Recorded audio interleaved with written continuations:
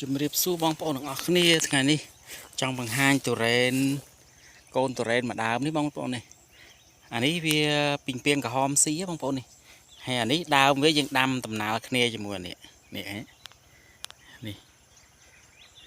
ដំណើរគ្នាមួយពួកអស់នេះវាដើមប៉ុនគ្នាហើយចឹងអាហ្នឹងมันមើលវាតូចជាងគេដោយសារចង់បង្ហាញបងប្អូនថានេះពីងពីងក្រហមស៊ី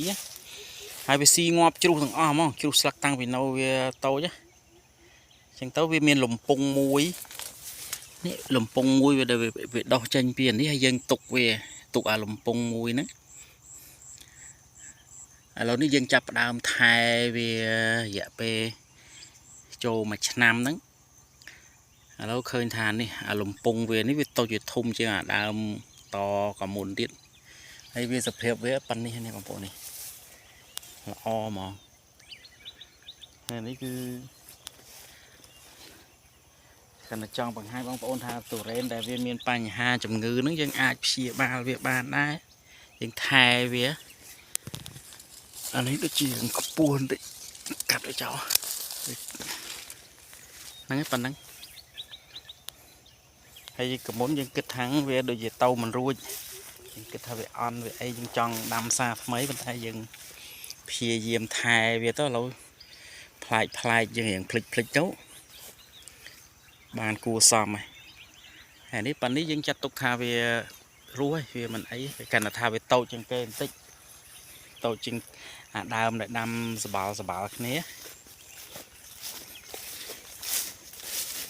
នេះមុនទាំងយើងទៅធ្វើការ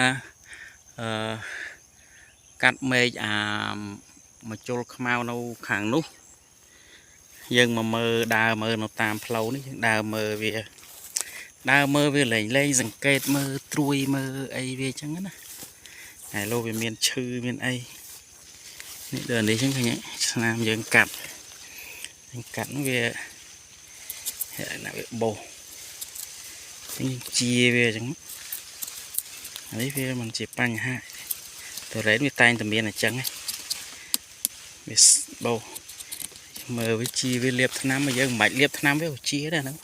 តិចតួច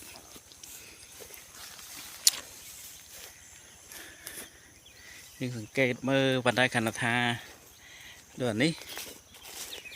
ដើមវានេះឃើញបាល់គ្នាអានេះឡើងប៉ិនអីនេះជុំ2ឆ្នាំកន្លះបងប្អូនណា2ឆ្នាំកន្លះប៉ុន្តែបើសិនជាយើងគិតថា2ឆ្នាំកន្លះហើយដើមវាប៉ុណ្ណឹងយើងគិតថាវាគួរសមហើយនេះបោសទឹកមួយទៀតអានេះកាន់ចាំងវាចឹងឲ្យអស់មកវាស្ងួតទៅវាជាហ្នឹងអីយើងមិនលាបឆ្នាំយកមកដែរមិនថាជាលាបដើមវាប៉ុណ្នេះយើងគិតថាវាគួរសម2ឆ្នាំកន្លះដើមនេះបើសិនជាអាយុ3ឆ្នាំកន្លះអីឆ្នាំហ្នឹងទៅ4ឆ្នាំទោះបីវាប៉ុណ្ណឹងក៏យើងអាចយកបើតាមខ្ញុំគិតយើងអាចយកផ្លែវាបានផ្កាវា4-5ផ្លែប៉ុន្តែយើងឃើញវាធំអញ្ចឹងវាតម្លោកយើងគិតថាឃើញវាធំអញ្ចឹងយើងមិនទាន់ហ៊ានយកវាដោយសារវាទៅតែ2ឆ្នាំកន្លះអញ្ចឹងយើងអត់ហ៊ានយកវាទេខ្លាចវាអន់ដើមប៉ុន្តែមានដើមខ្លះផ្កាដែរតាដើមវាខាងក្នុងប៉ុណ្ណឹងមែកនេះវិញយើងអាចយកផ្លែបានធំដែរនោះមែកនេះប៉ិនកដាយនេះ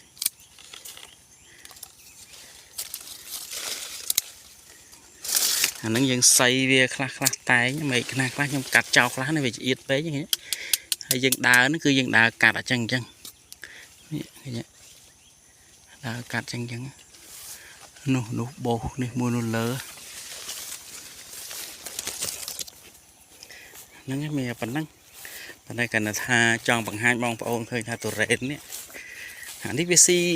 តាំងពីតូចអញ្ចឹងយើងថែទាំវាជ្រុះស្លឹកទាំងអស់លីងហ្មងប៉ុន្តែវាចេញលំពងចេញត្រួយថ្មី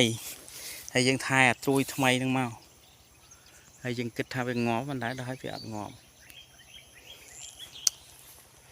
ហ្នឹងវីដេអូមានតែប៉ុណ្ណឹងបងប្អូនជម្រាបលា